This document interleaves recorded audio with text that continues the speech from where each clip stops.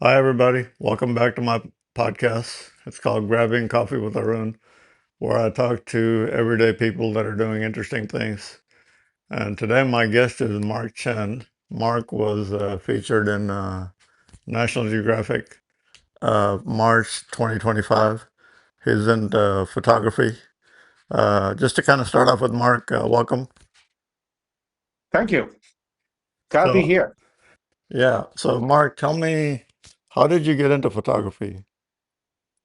Oh, that's a long story. The very first exposure of photography for me was when I was a teenager, probably 14 years old, and a friend of mine joined the photography club Hmm. in his high school, and then he brought a camera back and showed me things, and introduced me to dark room, and Hmm. I was hooked since then.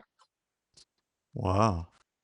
So, but you teach at Houston Center for Photography, right? Or you teach at U of H and HBU and all that? Or Yes, and I have taught in almost all the major institutions uh, in town. I have among all the institutions you mentioned. Now I also teach at Rice University at the Glasscock School of Continuing Education. So I've covered quite a few places in Houston.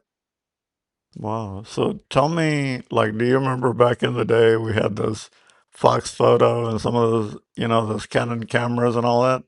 How do you think photography changed over the years and like with the iPhones and all that now? Oh yeah, I sure have seen. I think that's a sign of getting old, right? When you have seen all a drastic change of the everyday tools.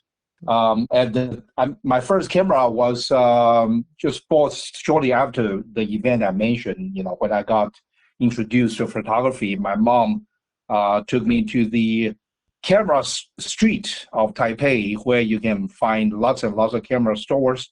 Hmm. And I picked one Nikon FE, Hmm. which was not the flagship because I think the parents probably wouldn't. My mom wouldn't think they are not the type of parents that bought the most expensive things for their kids. Right, right. So FE at the time, I think the flagship of Nikon was F. It's an F series, F4 or something. Hmm. FE was the E stands for electronic. So this version has some kind of automatic feature, and it has a light meter, so it could measure the light. And it's such a workhorse. It still works today. It has been repaired a couple of times, but it's still functioning. It's still in my shelf. I don't use it because, like you said, photography has evolved, and I most of the time embrace new technology, but not all the time. So I did transition to digital, and it happened that during the digital revolution, I happened to be uh, operating a commercial photo studio. All So it right. makes sense. It's much more productive and also cut the cost. So, I took over. I actually, in the middle of my commercial studio, I transitioned from film to digital. The very first generation of affordable and reasonably functioning digital cameras. So yeah, and then like you said, cell phone took over, and now of course the biggest buzzword nowadays is AI. So lots of things to talk about on that too. Right. So, Mark, do you remember my dad? He recently passed away last year. And I don't know if you remember the Canon AE1. Oh yeah, That was a real AE1. popular camera. Yeah, AE1 was fancy. I know. Yeah, and I think I never been a Canon user too much until recently because of practical reasons for my current project, which you might have read about. Yeah, and you mentioned the one covered by National Geographic Hmm. that involves very low light photography, and I actually also devised a projector by modifying a camera. So all those required certain features of cameras, and Nikon didn't offer that. So only a few years ago, I started to use both the Canon and Nikon. But AE1, yes, I absolutely remember that model. So um, how did you get started and like, I guess like this project that you're working on because it really discovered from the Grand Canyon, right? I mean, Um, if you talk about my current project, it's titled pilgrim. "Pilgrimage of Light." Right, right. It's a intersection of science and art, and particularly is astronomy, geology, and photography. Mm-hmm. So for this project, which is about just a little bit over 4 years old, Mm-hmm. I project NASA images of galaxies and nebulas onto landscapes. So, and the important word is project. Mm-hmm. They are not photoshopped because some people look at it and say, oh, yeah, they are photoshopped. No, actually, they are physically projected, and some of them in very large scale, like over thousands of feet Wow. across.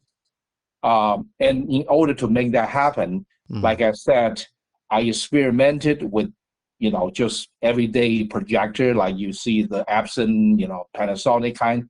They Mm-hmm. don't work because they are too heavy and Mm-hmm. and too dim. So eventually, I had to invent a projector Mm-hmm. by taking a camera apart and reverse the function of a camera. Because you see, a projector and a camera are actually structurally identical, except that their light goes in the opposite direction. So if I replace the film cameras Mm-hmm. and put a slide where the film used to be Mm-hmm. and backlight it, then the light will come out and the image will come through the lens into the world and make a projection. Mm-hmm. So with that, and then I powered it with a flash. So the flash is very powerful and portable. So this I made it possible to make a very large, like in the field projection Mm-hmm. with something that I could carry around because this add up to be, one extra tripod, one extra camera, and several big lenses. So it's still manageable. Mm-hmm. But you were featured at a Museum of Fine Arts too, right? I think I read about Not that Museum too. of Fine Art, not Museum of Fine Art Houston, but I hope that happens. Eventually. My show last year, um, I was shown at International Museum of Art and Science, Mm-hmm. which is in McAllen, Texas.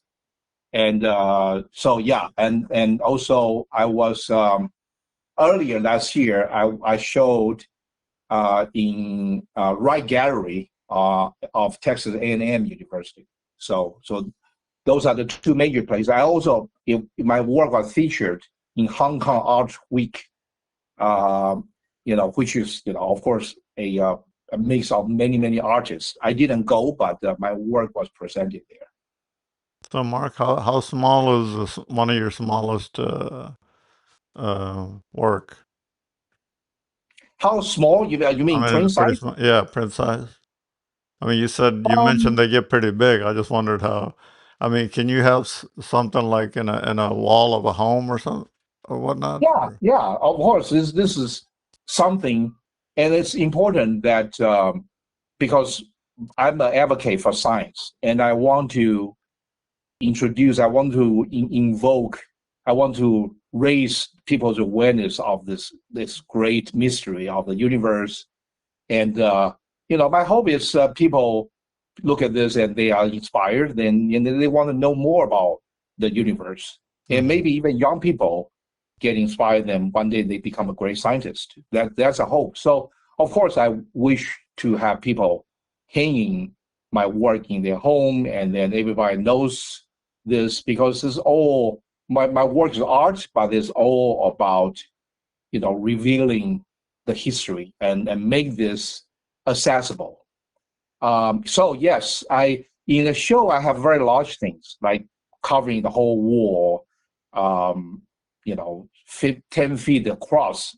mm-hmm, But those are probably too big for some household. So for the for the collectors, the size gets to the smallest I have produced now is in the range of the about 20 some inches on the long side, Mm-hmm. and then the medium size will be like 40-inch on the long side, etc. So yeah, they are perfect for behind at home. But the ones that are huge and they're hard to print, though, right? Oh, well, so yes, I have, when I'm talking to you, I'm sitting right in my main cave with this Canon printer behind me. This is a 24-inch wide printer. It's not the biggest, but what I do to produce those very large print is to produce in strips. Mm-hmm. And I also have invented a way to present the large print through magnets. So the museum applies steel tapes on the wall, Mm-hmm. and my prints are backed with some reinforcement and surrounded by magnetic tape. Oh, that's So interesting. yeah, so they are rolled into like barrels, right? Mm-hmm. And shipped in those drums. And then the museum receive that and then just go according to the number. They apply that to the wall, and then voila, is displayed. So it's very easy to hand and also make it quite portable. So how many of these have you done? Like quite a few? Yeah, well, yeah, so in a show, Uh-huh. the last show had about 20 some pieces. All right.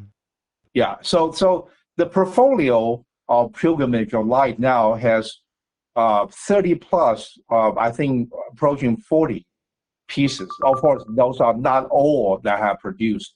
These are the one that made the cut that I Mm-hmm. think they are good to be shown all the time. Mm-hmm. And yeah, so in somewhere in that range. Some of them are big paint prints, some of them are medium-sized prints. So I guess people are buying these too, right? Yeah, I do have collectors that bought a few. It's still an interesting water, if you will, to test because my work is rather original, and this is, according to my understanding, people do things like making projection to the landscape, but I think I'm the first one who thought about using a projector and projecting an actual image Mm-hmm. onto the landscape. So it becomes the juxtaposition of two images, right? You see, I Right, photograph right. a landscape as a Mm-hmm. backdrop, and on top of that, there's a spacescape. So, um, so it's original, and I think it has. So anything that you introduce new, if you want to make it commercial, there's always some kind of Resistance. convince work to do. So Right. it'll probably take time, but I'm optimistic eventually the collectors will probably pick up a few here and there. So tell me about one of your pieces. That's interesting. Okay. So one of my so first of all, the a general introduction to the idea, the Mm-hmm. concept behind pilgrimage of light.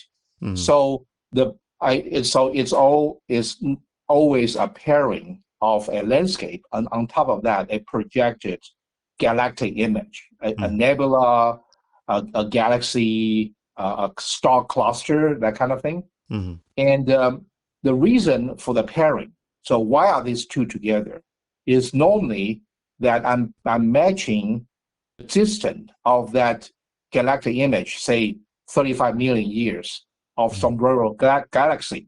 That's one galaxy that's that far away from us. I projected on Bryce Canyon, which is 35 million years old. Mm-hmm. So imagine that in the whole time that Bryce Canyon was formed through an ancient lake bed, Mm-hmm.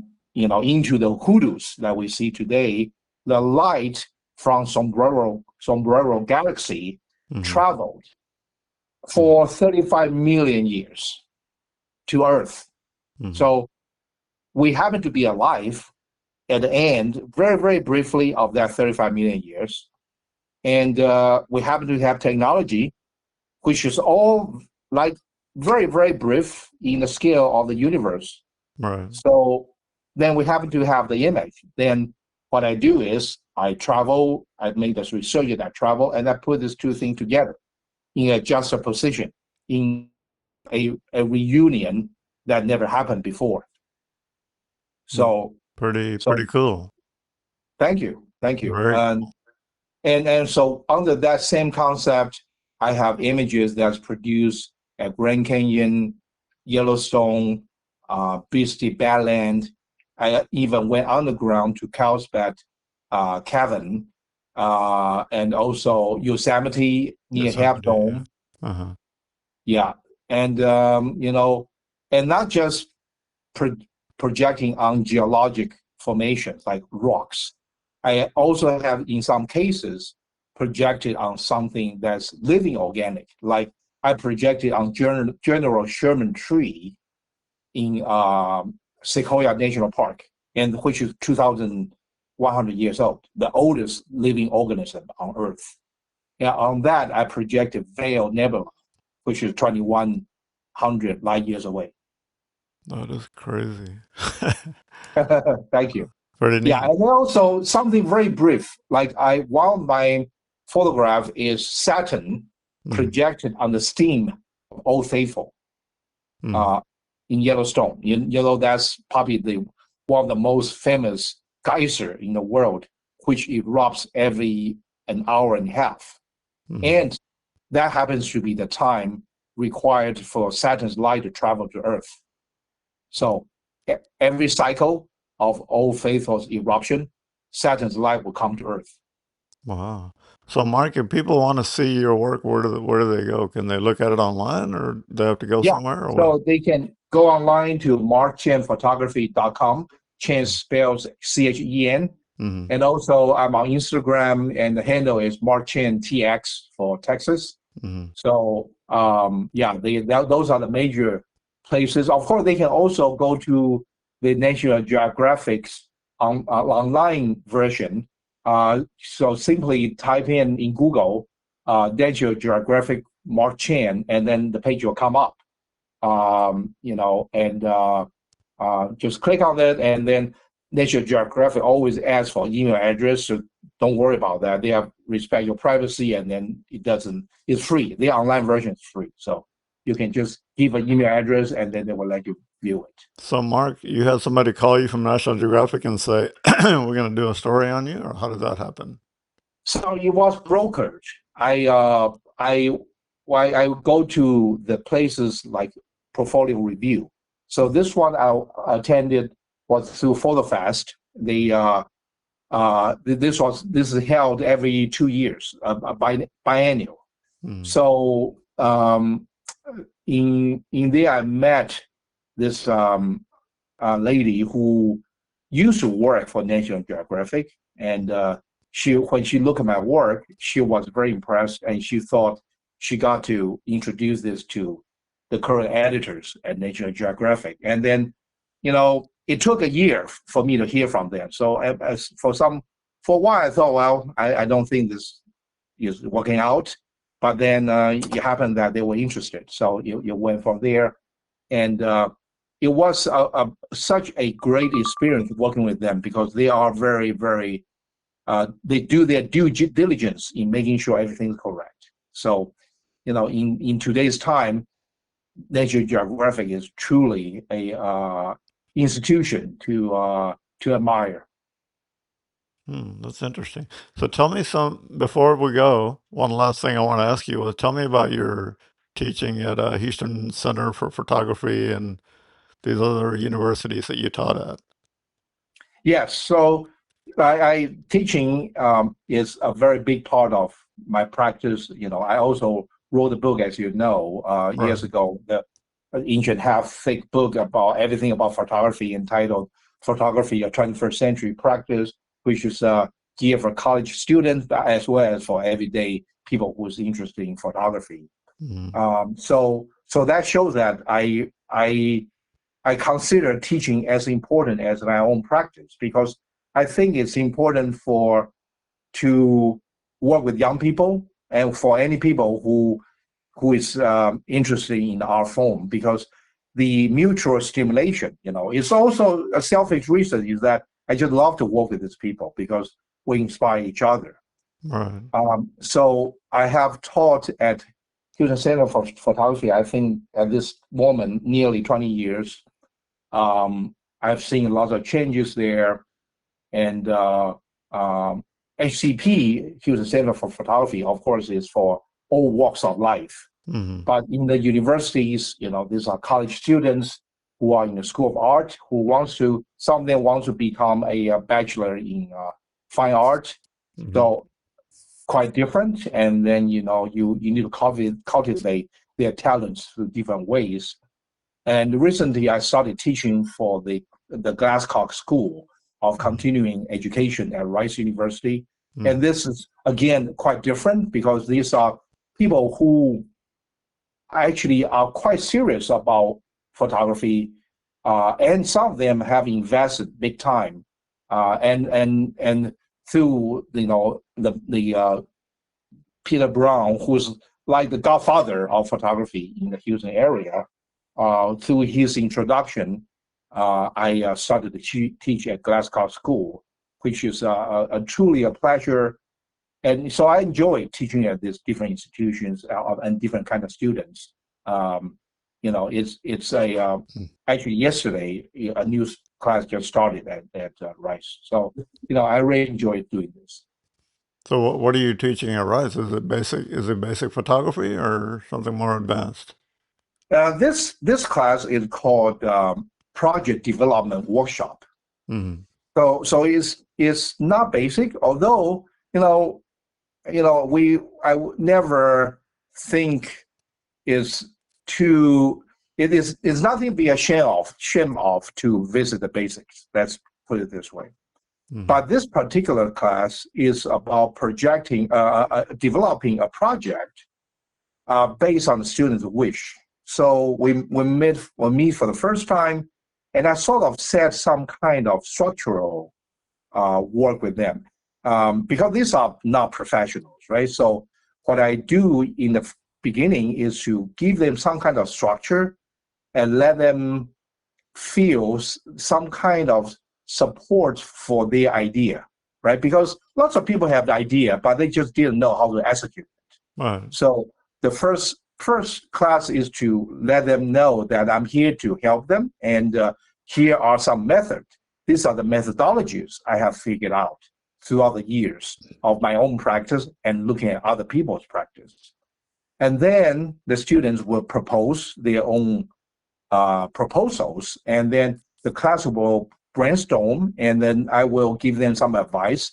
Then a plan is formed for each of them, and they can be very different, right? Some of them were actually into street photography. They were photographing people on the street. And some of them are very into landscapes. So I have, people who walk around Houston and photographing all the water fountains. That's also an interesting project.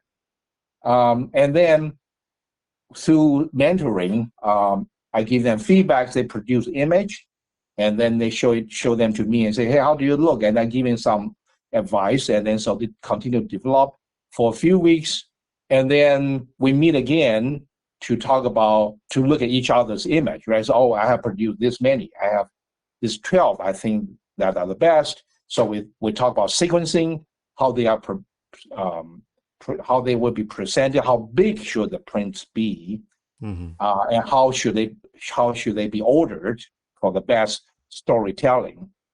That kind of discussion. And finally, in the last meeting, we will do a pop-up show. So they will post in the hallway of Glasscock School and invite their friends, and we'll also invite the executive administrative people in Glasscock School to come and have their work, have a look, and then also chime in whatever they think, however they resonate with the work. So it's a fun class. Yeah, it's interesting. So One last question to you, Mark, is what makes a good, because my dad, I mean, he was into, like with the Canon AE1 I was telling you about, he took pictures of animals, people. In your opinion, what makes a good photograph? It's a very, very hard question to answer. But there, let me give you a very unorthodox Hmm. way to look at this. Of course, by no means I say this is the best way to evaluate a photo, Hmm. but I'm saying consider this. Okay, Hmm. I think a good photo is a photo that can retain the longest attention. Oh, that's interesting. So especially in the time that people's attention span is short, Hmm. and we see too many, we are bombarded with too many photos. Think about Instagram. Right. Geez, that's you scroll through them, you see hundreds of them, right? Like Facebook. So, but what a good photo Hmm. can let you stop that. They go doom scrolling, right? Right. Um, and let you digest it.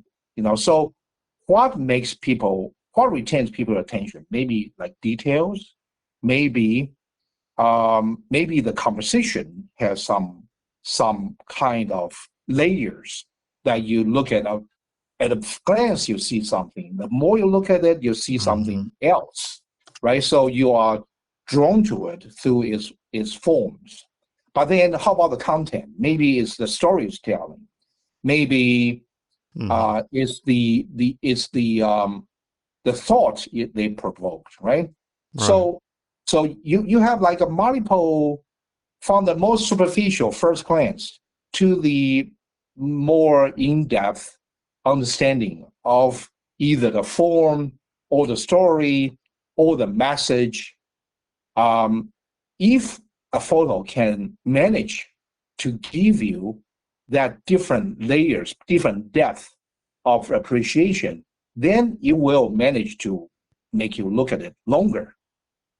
That's You see, very interesting, Mark.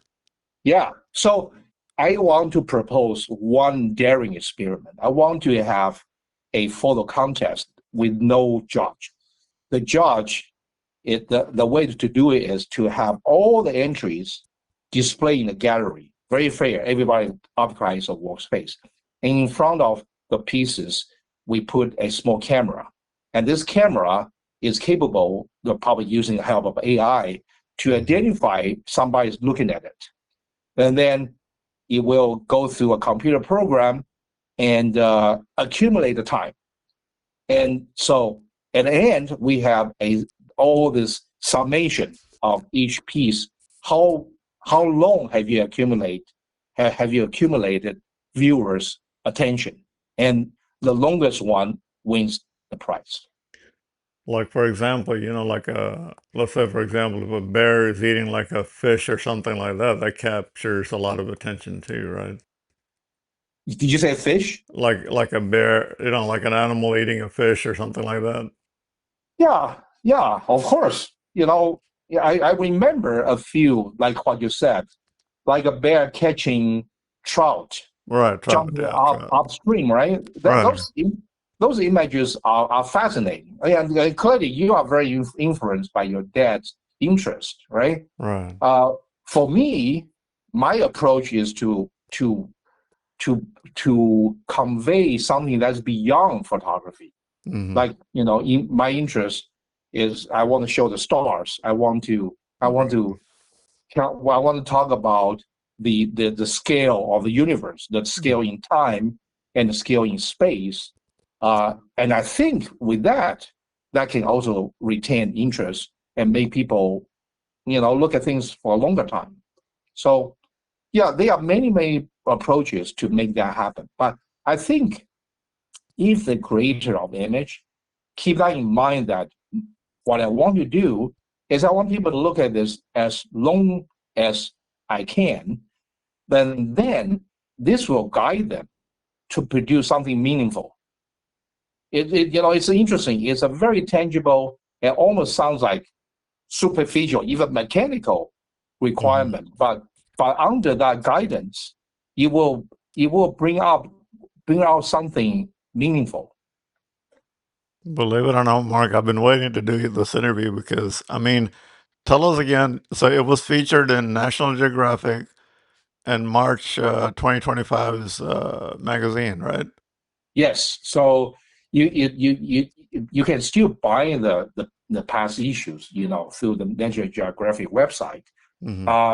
But basically, the online version covers almost the same photos. I think the online version is short of just one photo, and the articles are it's not exactly the same, but similar. So you can buy that issue or you can view it online. I think either way, you get same level of appreciation. Of course, if you buy a paper issue and then we get to meet one day, I'll sign it for you. Oh, wow. Okay. Well, they have to get in touch with you. So with that Yeah. website, right, that you gave earlier. Yes. Yes. My website has a form that they can fill to get in touch with me. Yeah, and Mark, this was really enjoyable. Thank you very much for your time. And if you guys want to reach me, my email is arun, ARUN dot GAALLA at gmail.com. And thank you for your time, Mark. And thank you for listening to this Thank you, episode of my Arun. podcast. Yeah, Thank you. it's a pleasure talking to you. Yeah, thank you. Have a good day. Bye. Good night. Bye.